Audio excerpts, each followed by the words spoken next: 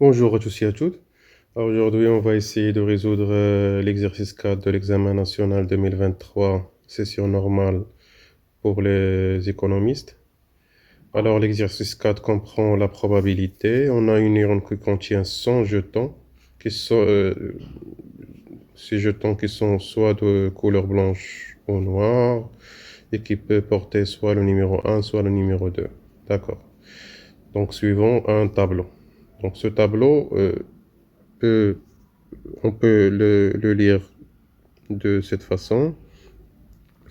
Donc, par exemple, 50, ça veut dire qu'on a 50 jetons qui sont blanches et qui portent le numéro 1. 14, c'est 14 blanches qui portent le numéro 2. Donc, le total des jetons blanches sont 64. Et le total des boules qui portent le numéro 1, c'est 66. Ainsi de suite. D'accord? Donc, l'expérience est la suivante. On tire au hasard un seul jeton de l'urne et on veut calculer les probabilités P1, P2, P3, P4, ainsi de suite. Très bien. Donc, pour l'événement P1, c'est la probabilité pour que le jeton soit de couleur blanche. Très bien. Donc, on tire un jeton et ce jeton, il est de couleur blanche. Donc, combien on a de jetons de couleur blanche? Alors, c'est 64. Et combien on a des jetons en général? On a 100. Donc, pour calculer P1, donc P1, c'est tout simplement, c'est combien? C'est 64 sur 100.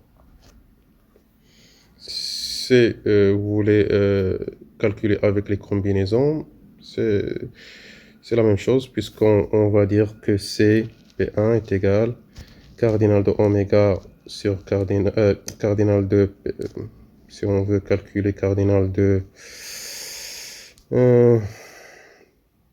P1 sur cardinal de oméga. Alors c'est C de 1 à partir de 64 jetons, C de 1 sur 100, qui est 64 sur 100. Mais on peut la calculer d'une manière intuitive directement, c'est 64 jetons sur le total qui est 100 jetons. Donc pour la probabilité P2, pour que le jeton porte le chiffre 2. Donc c'est la même remarque, c'est qu'on va prendre combien on a de jetons qui portent le numéro 2. On a 34. Et combien on a au total, les jetons, c'est 100. Donc la probabilité qu'un jeton porte le numéro 2, c'est 34 sur 100. On peut faire une réduction de ces fractions, mais c'est pas nécessaire pour le moment. Alors, P3. P3, le jeton porte le chiffre 2 et soit de couleur blanche. Le chiffre 2 et soit de couleur blanche. C'est ça. De chiffre 2 et soit de couleur blanche. On a 14 jetons sur le total qui est 100. Donc ça donne 14 sur 100. Voilà pour la question 1. Alors, pour la question 2, la probabilité P4 pour que le jeton tiré porte le chiffre 2, sachant qu'il est de couleur blanche. Alors là, c'est une probabilité conditionnelle. Mais puisqu'on a un tableau qui est bien détaillé, ça peut être facile. Donc,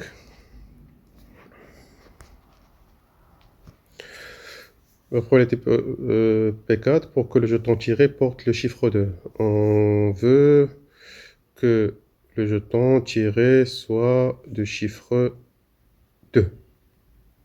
Très bien. Donc, on a 14 pour les blanches, 20 pour les noires et 34 au total. D'accord. Sachant qu'il est de couleur blanche. On sait déjà que les jetons sont de couleur blanche. On sait déjà qu'il est de couleur blanche. Et on veut calculer la probabilité pour qu'il soit de numéro 2.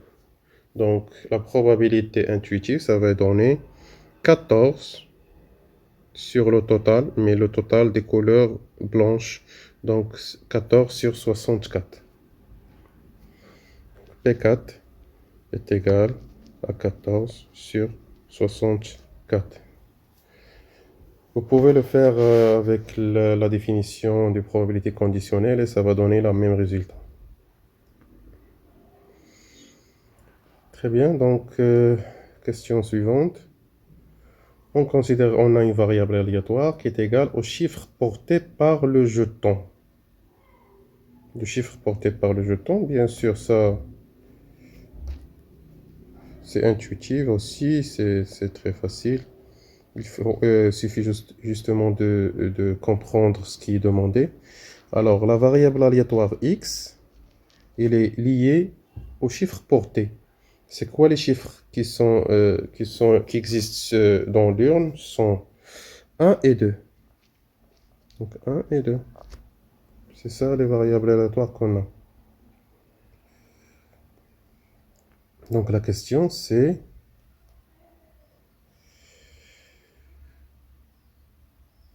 on veut compléter le tableau pour avoir la loi de probabilité. Très bien, donc on va calculer P de x est égal à 1 et P de x est égal à 2. Ça veut dire quoi P de x est égal à 1? Ça veut dire qu'on tire un jeton et on veut calculer la probabilité qu'il porte le numéro 1. Alors la probabilité qu'il porte le numéro 1, c'est 66. Voilà. Donc c'est 66 qu'il porte le numéro 1 sur la totalité qui est 100. Sur la totalité qui est 100. Donc 66 sur 100. Qu'il porte le numéro 2, c'est pareil, c'est 34 sur 100. Voilà, et ça donne la loi de probabilité.